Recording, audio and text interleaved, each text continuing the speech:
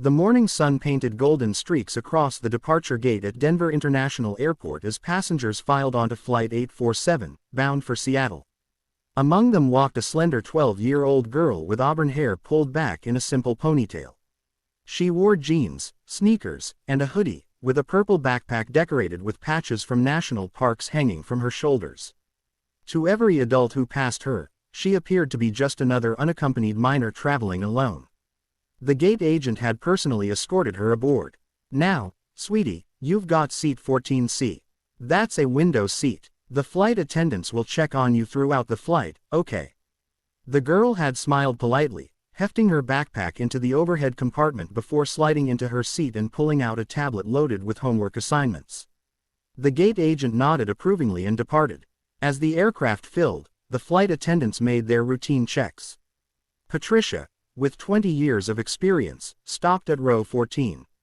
"Hi there, I'm Patricia and I'll be taking care of you today. What's your name, honey?" The girl looked up. "I'm Emma, ma'am. I'm heading to Seattle to visit my grandmother for 2 weeks." Patricia smiled warmly. "Well, Emma, that sounds wonderful. If you need anything, just press this call button, okay?" Emma thanked her politely, and Patricia moved on. The businessman in 14B settled into his seat, noting her schoolbooks with benign disinterest before opening his laptop. The elderly couple across the aisle smiled at Emma, then returned to their preparations. What none of these passengers knew was that Emma carried something far more significant than homework. Tucked in her backpack was a small wooden plaque bearing a call sign that held legendary status in military aviation circles: Phoenix, representing 4 generations of distinguished military aviators. Emma's great-grandfather had earned it flying P-51 Mustangs over Europe, her grandfather through Vietnam in F-4 Phantoms, and her mother flying F-16s as an instructor pilot. Emma had earned the right to carry the Phoenix call sign through extraordinary courage 2 years earlier.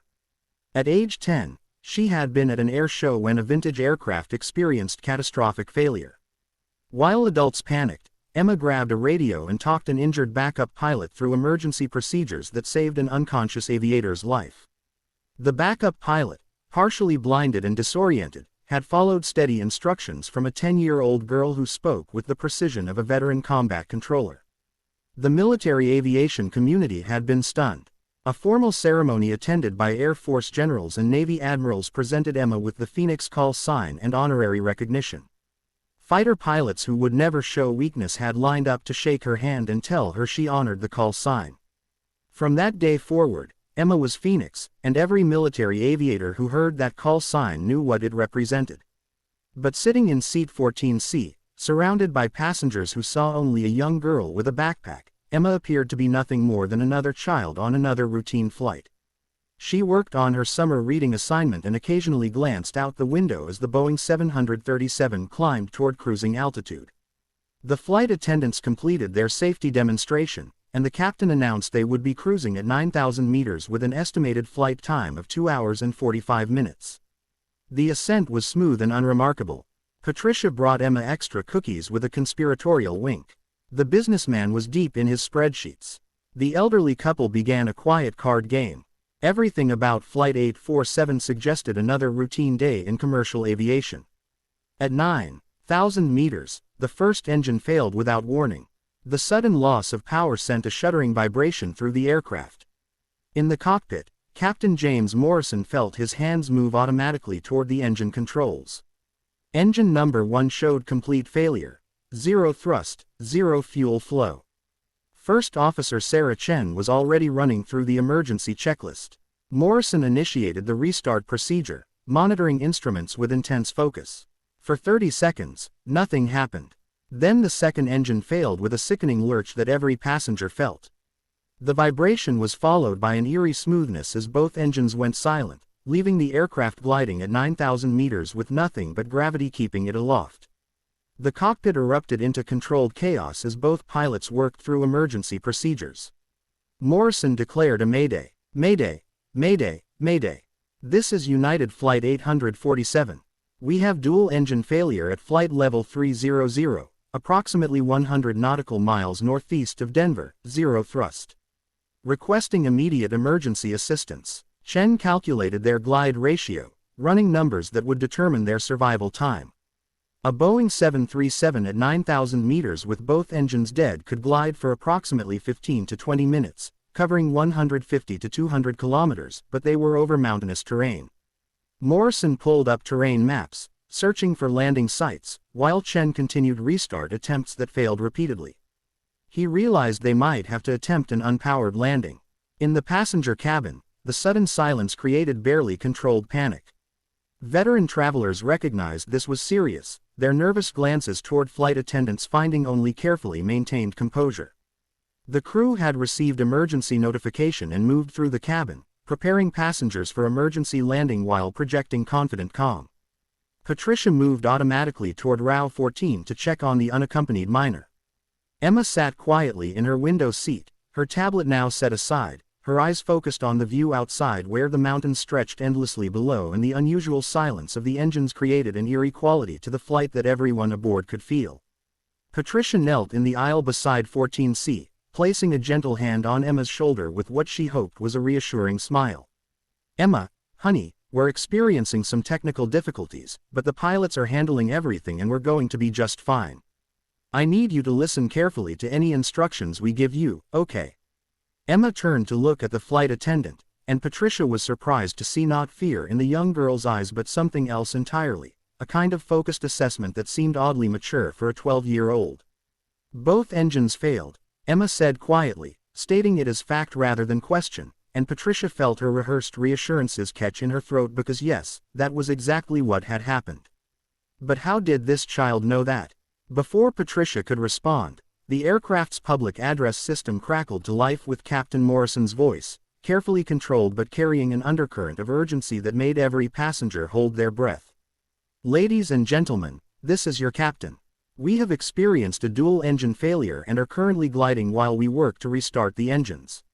We have declared an emergency and are coordinating with air traffic control for the nearest suitable landing site. Flight attendants, please prepare the cabin for possible emergency landing procedures. Passengers, please remain calm, follow all crew instructions, and review the safety card in your seat pocket." The announcement triggered exactly the response Morrison had feared.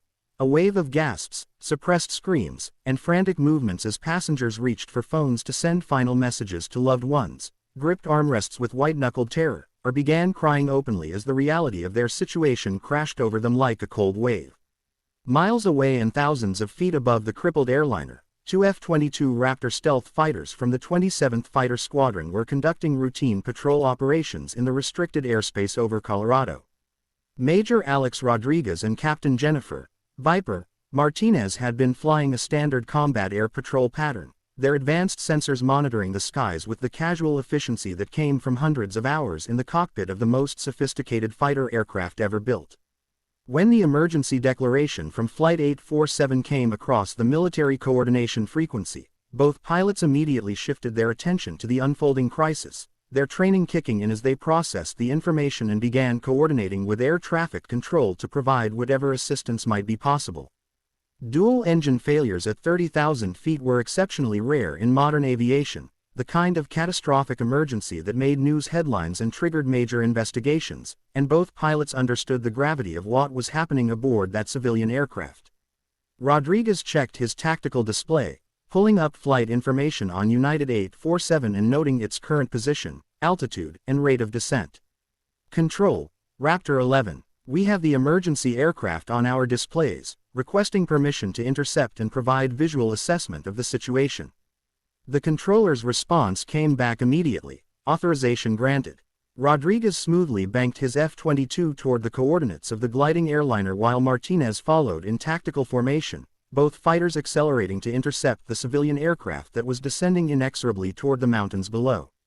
As they closed the distance, Rodriguez noticed something unusual in the passenger manifest data that had been uploaded to their systems as part of the emergency response protocol, information that military aircraft could access during crisis situations to aid coordination and response planning. The manifest showed 147 passengers and 6 crew members, standard information, but there was a notation attached to one passenger entry that made Rodriguez do a double take and immediately key his radio to his wingman. "Viper, are you seeing what I'm seeing on the manifest?" Passenger in seat 14C is listed with a call sign designation in the military database. Martinez pulled up the same information on her display, her eyes widening behind her visor as she read the notation that should have been impossible. Phoenix, she breathed over the radio, her voice carrying a mixture of disbelief and awe. Rodriguez, that's the Phoenix call sign. 4-generation legacy, that air show saved 2 years ago. Every pilot in every service knows that story. But the manifest says this passenger is 12 years old. This has to be some kind of database error. Rodriguez felt a chill run down his spine despite the comfortable temperature in his pressurized cockpit. He had been at a military aviation conference 18 months earlier where the Phoenix legacy had been discussed during a presentation on courage under pressure and maintaining composure during emergencies. He had seen the video footage of that air show incident, had listened to the audio recording of a 10-year-old girl calmly directing an injured pilot through emergency procedures with the precision of a trained combat controller, had heard the testimony from Air Force generals who stated unequivocally that Emma Phoenix had saved a pilot's life through sheer competence and inherited expertise. The idea that this legendary call sign was aboard a powerless aircraft currently gliding toward potential catastrophe while his F-22 raced to intercept filled him with a complex mixture of emotions he couldn't quite name. Control, Raptor 11, can you confirm the identity of passenger Phoenix aboard United 847? We need verification that this is not a database error. The seconds stretched out while the controller checked and double-checked the information, cross-referencing multiple databases and passenger records before coming back with a response that made both F-22 pilots exchange glances across the distance between their aircraft. Raptor 11, confirmation is positive. Passenger Emma Phoenix, age 12, unaccompanied minor en route to Seattle.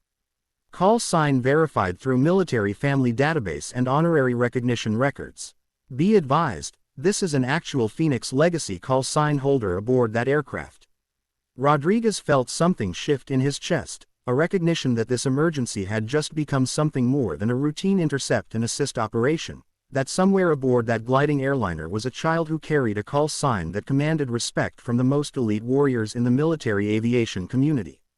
The F-22s closed to visual range with Flight 847, and both pilots could see the civilian airliner clearly against the bright sky, its wings level and steady despite the absence of engine thrust, the pilots aboard clearly managing their glide with professional skill. Rodriguez maneuvered his fighter into position off the airliner's right wing, close enough to make visual assessment of the engines while maintaining safe separation, and what he saw confirmed the worst-case scenario. Both engine cowlings showed no signs of rotation, no heat shimmer from exhaust, no indication of any internal activity whatsoever, just dead metal hanging beneath the wings of an aircraft that was descending at approximately 1,500 feet per minute toward terrain that offered few safe landing options. He keyed his radio to the emergency frequency that Flight 847 would be monitoring. United 847, this is Raptor 11, United States Air Force. We are positioned off your right wing and have visual confirmation of dual engine failure. We are coordinating with emergency services and will escort you to the best available landing site. In the cockpit of the crippled airliner, Captain Morrison felt a surge of grim gratitude at having military support, even though he knew there was little the fighters could actually do to solve his immediate problem of flying a glider that used to be a commercial airliner. He acknowledged the F-22's transmission professionally, then returned his attention to the desperate task of finding somewhere, anywhere, to put down an aircraft that was rapidly running out of altitude and options. Chen had identified 3 possible landing sites within their glide range, none of them ideal. A small regional airport with a short runway that would make stopping the aircraft extremely difficult, a stretch of relatively flat highway that was probably too narrow and cluttered with vehicles to be safely usable, and a dry lake bed that looked promising on the charts but had unknown surface conditions that could cause the aircraft to break apart on touchdown. Back in the cabin, Emma unbuckled her seat belt despite the ongoing emergency preparations, a violation of every safety protocol that would normally have brought immediate flight attendant intervention. But the crew was too busy preparing other passengers to notice one child moving in the confusion. She reached up to the overhead compartment, retrieved her purple backpack, and pulled out a small aviation radio she had packed among her belongings, a compact civilian band transceiver that her mother had given her for emergencies, with explicit instructions that it was never to be used casually but only in situations where her knowledge might make a difference. Emma had promised to follow that guidance, and as she looked out the window at the mountains below and felt the unnaturally smooth descent of an aircraft without engine power, she knew this qualified as exactly the kind of situation her mother had described. She turned on the radio, tuned it to the emergency frequency she knew commercial aircraft monitored, and pressed the transmit button with hands that were steady despite her racing heartbeat. United 847 flight crew, this is passenger Phoenix in seat 14C. I have relevant emergency experience and inherited tactical aviation knowledge. I am monitoring this frequency if you need assistance with emergency procedures or coordination with military escort. The transmission was brief, professional, delivered in a young voice that nevertheless carried complete confidence and clarity, and it caused an immediate reaction in multiple cockpits simultaneously. In Flight 847's cockpit, Morrison and Chen exchanged shocked glances, Morrison's hand frozen on the radio controls as his brain processed what he had just heard. A passenger identifying as Phoenix, offering assistance with emergency procedures, and that voice had definitely belonged to a child. In the F-22's flying escort, Rodriguez and Martinez heard the transmission and felt their earlier suspicions confirmed in the most dramatic way possible. Rodriguez immediately keyed his military frequency. Control, Raptor 11. We have voice confirmation that Phoenix is active and has made contact with the emergency aircraft crew on civilian emergency frequency. Recommend coordination protocols for tactical aviation expertise input if the crew chooses to utilize this resource. The controller's response came back with barely controlled astonishment, because even hardened professionals who dealt with emergencies daily were unprepared for the reality of a 12-year-old girl with a legendary call sign actively participating in managing a catastrophic aviation emergency. Morrison made a split-second decision based on years of experience that had taught him to use every resource available during emergencies, even resources that seemed impossible or unlikely. He keyed his radio to respond to the passenger who had just identified herself with a military call sign he vaguely recognized from an article he had read about military aviation families. Phoenix, this is United 847 Captain. Confirm you have emergency aviation expertise. We are currently gliding with zero thrust from both engines. All restart attempts unsuccessful, descending through 28,000 feet with limited landing options available. Emma's response came back immediately, her young voice somehow conveying both respect for his authority as captain and confidence in her own capabilities. Captain, I have 4 generations of military aviation family knowledge and personal recognition for emergency procedures management. I can assist with calculations for glide optimization and coordination with military escort for maximum distance extension to reach the best available landing site. Chen pulled up the passenger manifest on her cockpit display, found seat 14C, and felt her heart skip when she saw the notation about the Phoenix call sign and the brief description of the air show incident that had earned this 12-year-old child her place in military aviation history. She looked at Morrison with an expression that mixed professional skepticism with desperate hope. Because they were running out of altitude and options, and if this child actually possessed the knowledge she claimed to have, refusing that help would be foolish pride rather than sound judgment.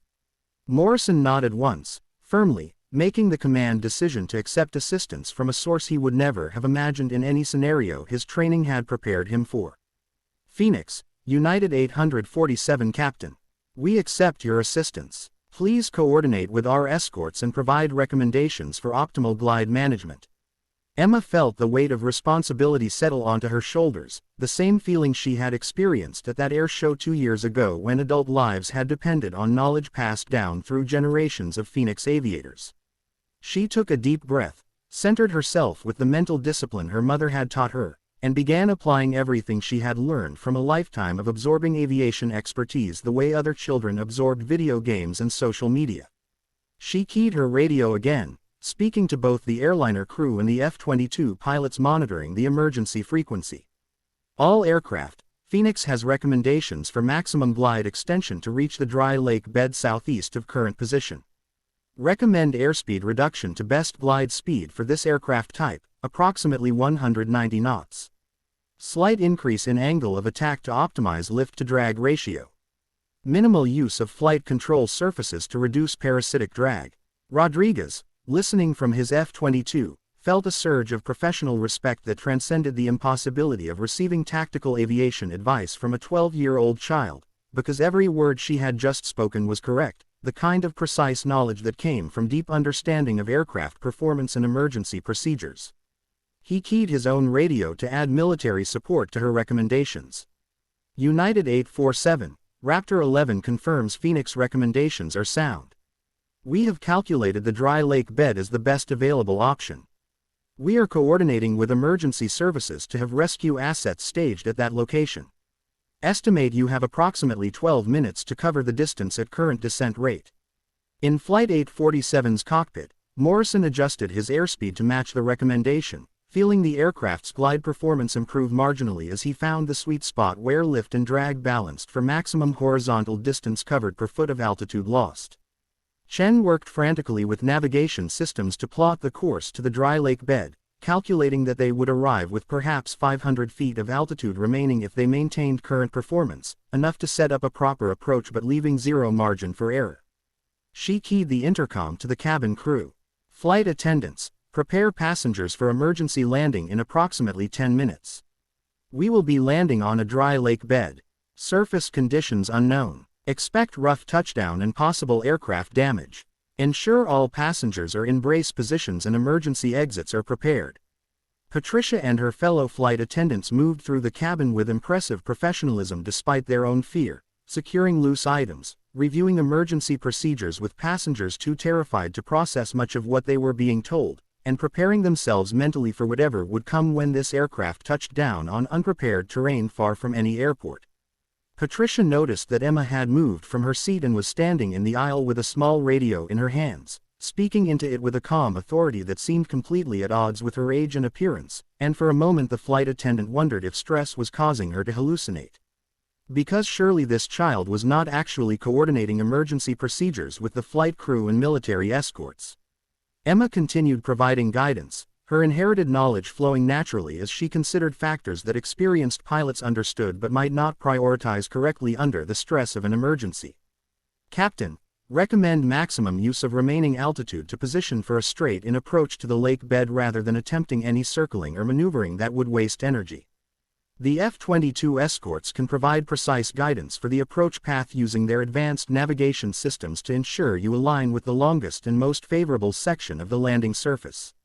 Morrison acknowledged, recognizing the wisdom in her suggestion, and Rodriguez immediately coordinated the approach guidance, his F-22's sophisticated systems calculating the optimal flight path that would bring the gliding airliner to the dry lake bed with maximum remaining energy for maneuvering during the final approach.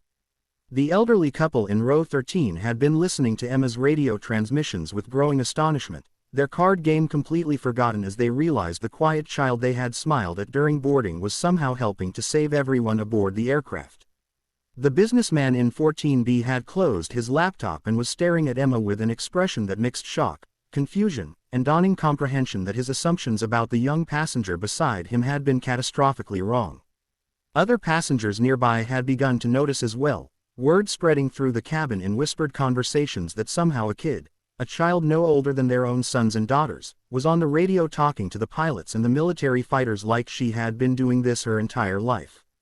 The minutes ticked past with agonizing slowness as Flight 847 descended steadily toward the lake bed, which appeared as a pale oval on the horizon, growing larger with each passing second as the aircraft glided closer to its emergency landing site. Emma continued monitoring the approach, offering occasional suggestions that demonstrated her understanding of not just basic aviation but the subtle complexities of energy management and aircraft performance that separated competent flying from exceptional flying.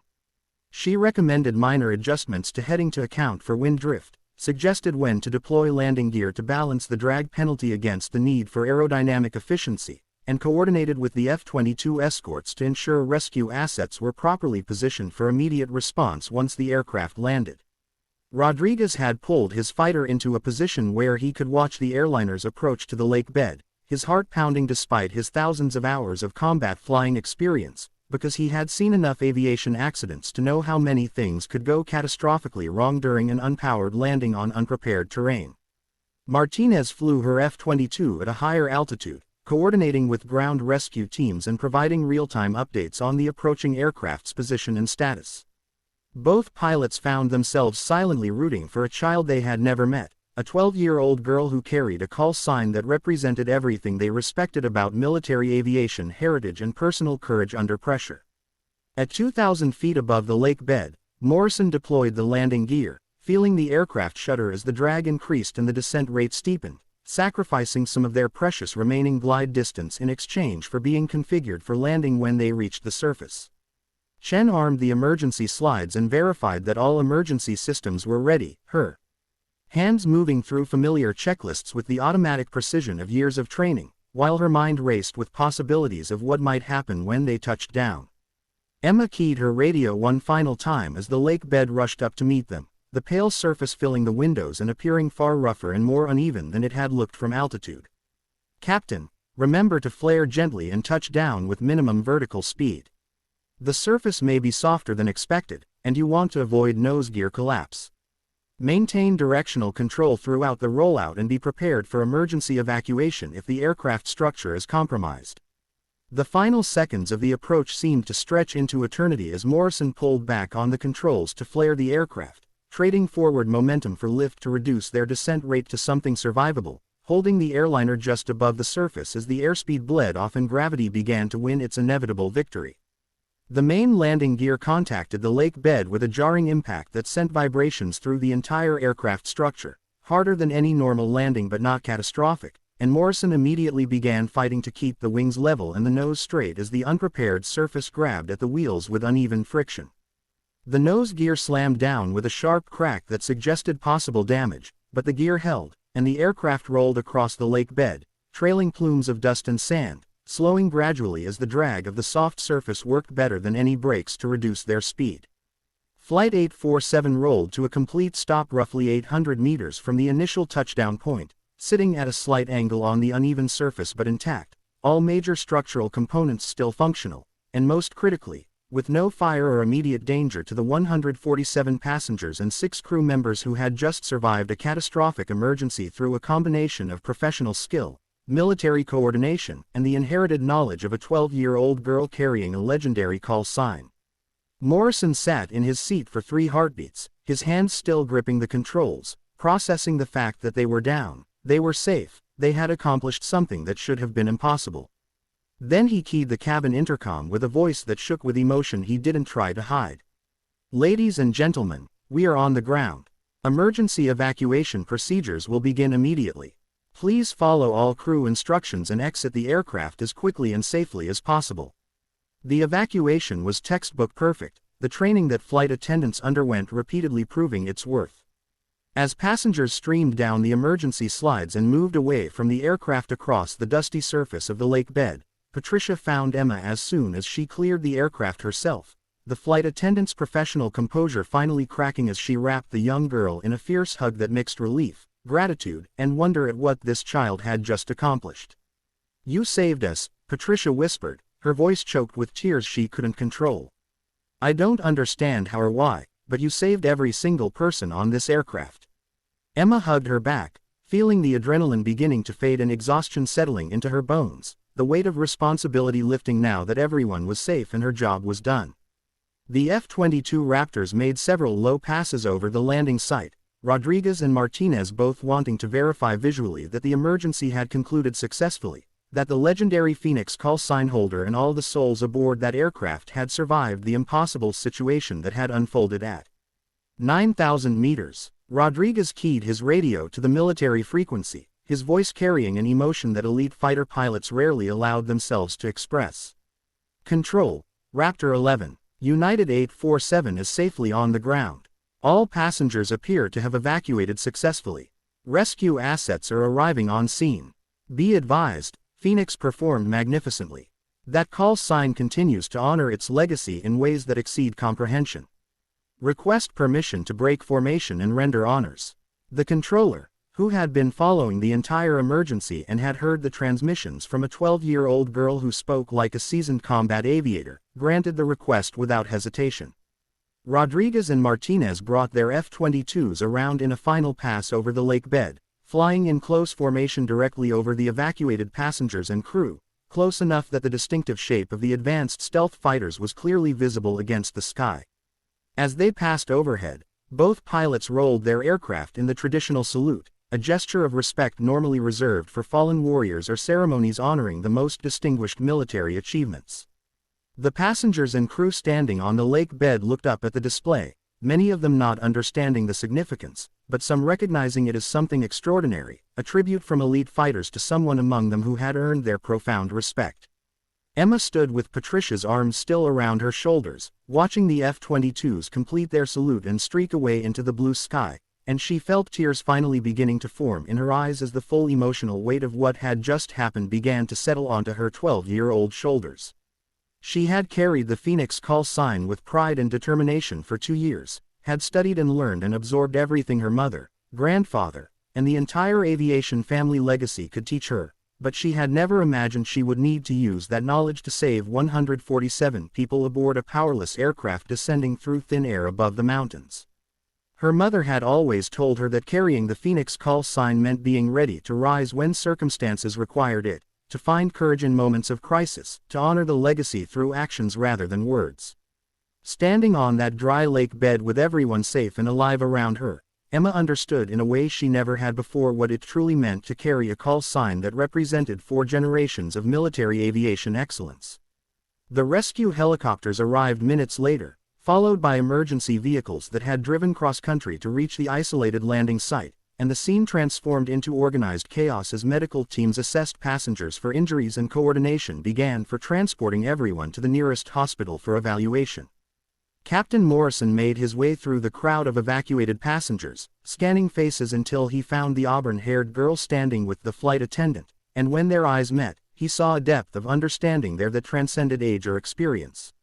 He approached Emma and extended his hand formally, the gesture of one professional to another, and spoke words that came from the deepest place of gratitude a captain could access. "Phoenix, I'm Captain Morrison, and I want to thank you personally for your assistance during this emergency.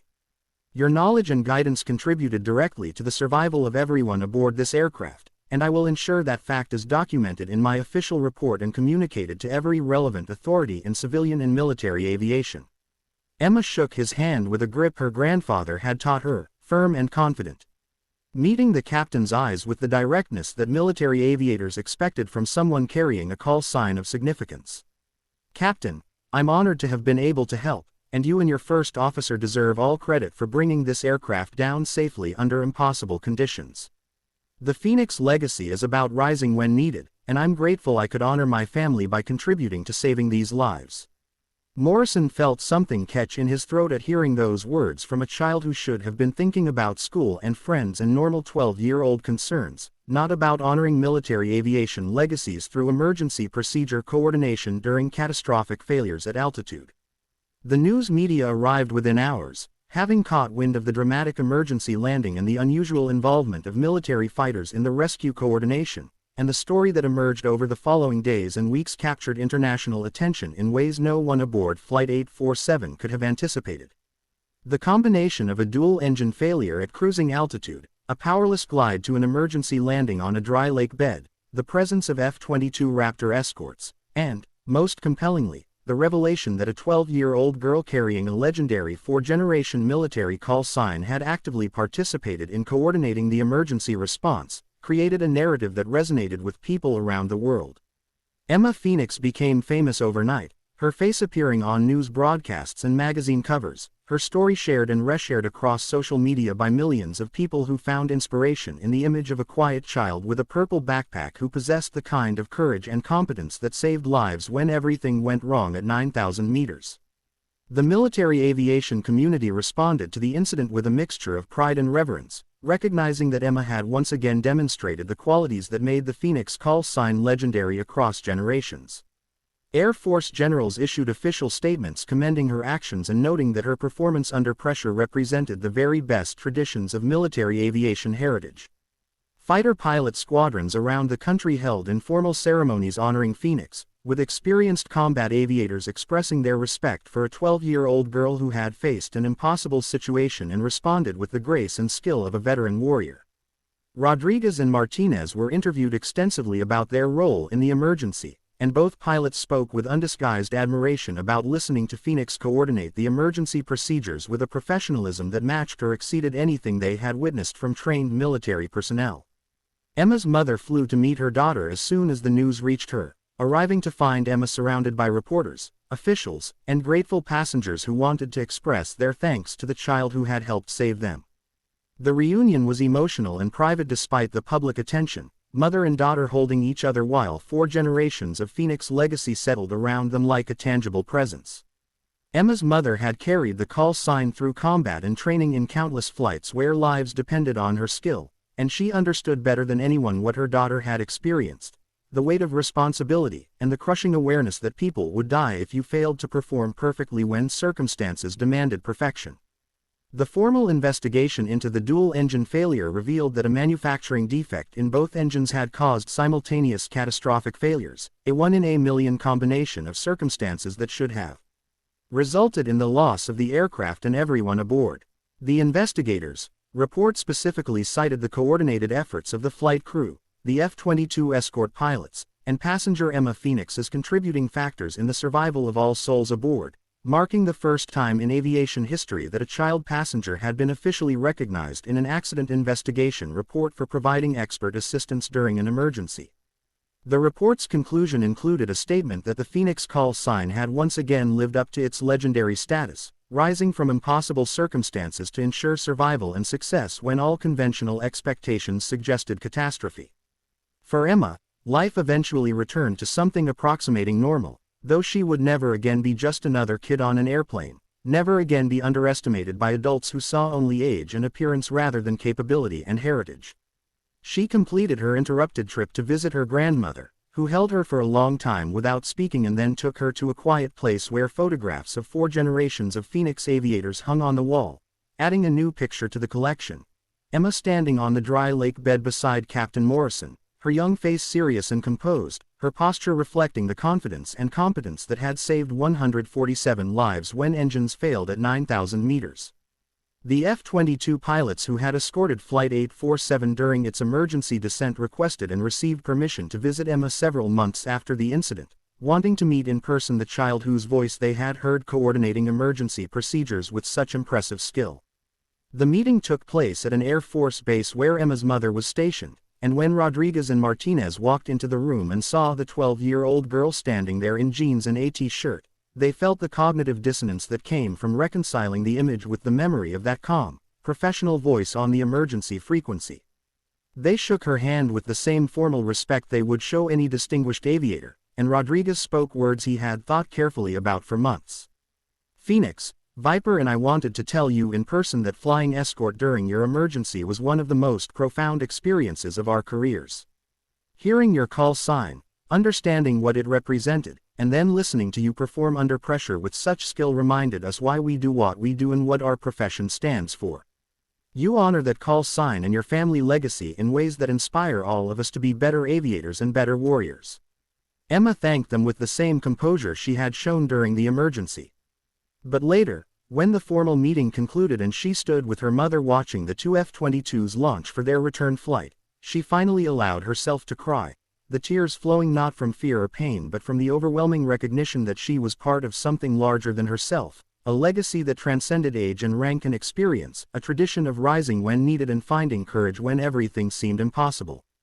Her mother held her while she cried, understanding completely because she had stood in similar moments throughout her own career, realizing what it meant to carry the Phoenix call sign and the responsibility that came with honoring 4 generations of aviation excellence.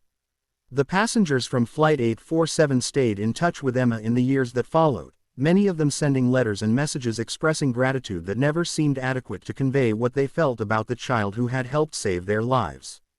Patricia, the flight attendant, visited several times, bringing cookies and sharing updates about her own life and career, the two of them having formed a bond during those desperate minutes when a powerless aircraft glided toward the mountains and a 12-year-old girl with a legendary call sign had demonstrated that courage and competence could transcend any limitation of age or experience. The businessman from Seat 14B wrote Emma a letter apologizing for underestimating her, for seeing only a child with a tablet rather than recognizing the depth and significance that existed beneath surface appearances, and thanking her for the lesson in humility and the reminder that extraordinary capability could exist in unexpected packages. Years later, when Emma would eventually become old enough to pursue her own military aviation career, She would look back on that day at 9,000 meters as the moment when she truly understood what the Phoenix call sign represented, not just family heritage or honorary recognition, but the living embodiment of rising when circumstances required it, of finding expertise and courage when lives depended on perfect performance under impossible pressure. The dual-engine failure at cruising altitude had taken everything safe and normal and replaced it with catastrophe, but it had also revealed what happened when legendary call signs, inherited knowledge, and personal courage came together in the thin air above the mountains. The F-22 pilots who had heard a kid's call sign and rendered honors to a 12-year-old girl would carry their own memories of that day throughout their careers, telling the story to younger pilots as an example of what their profession truly meant when stripped of all the technology, weapons, and tactics down to its essential core of skill, meeting emergency with competence that transcended age or conventional expectation. The story would be told and retold in ready rooms and training facilities, becoming part of military aviation lore. The day when Phoenix rose again at 9,000 meters and proved that some legacies were earned not through age or rank but through the courage to act when action was required and the knowledge to succeed when failure seemed certain. Emma Phoenix would grow and change and eventually pursue her own distinguished career, but she would never forget standing in the aisle of a powerless aircraft with a small radio in her hands, speaking calmly to professionals who trusted her despite every reason to doubt, coordinating an emergency response that saved 147 lives because 4 generations of aviators had passed down knowledge and courage and the fundamental understanding of what the Phoenix call sign meant, rising from impossible circumstances, no matter what form those circumstances took.